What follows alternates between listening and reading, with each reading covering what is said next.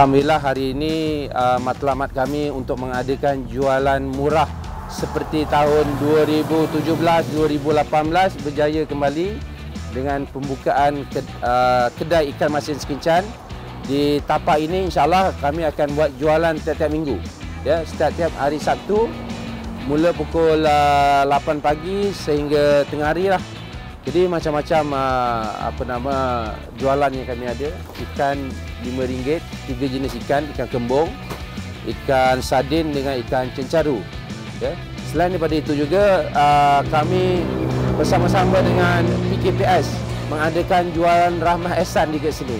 Seperti yang sedia maklum, macam-macam adalah dekat sini. Dia telur, minyak masak dan lain-lain. Dekat sini kami menyediakan ikan masin, ya. Ikan masin, ikan yang dibuat sendiri oleh nelayan-nelayan tempatan. Maksudnya sebelum ni nelayan tempatan jual ikan, tapi hari ini mereka proses ikan itu dijadikan ikan masin. Dan kami sebagai pusat pengumpulan dan pemasaran di sini. Macam-macam ikan, kita 27 jenis ikan masin. So harapan kami ingin mendapat sambutan, dan selain daripada jualan ikan murah ini, ya, ikan yang telah diproses, kami menggalakkan nelayan-nelayan tempatan supaya selain daripada jual ikan, contohnya udang, ikan-ikan yang besar, ikan-ikan yang murah seperti ikan yang boleh diproses untuk jadikan ikan masin, mereka usahakan sendiri. Jadi setidak-tidaknya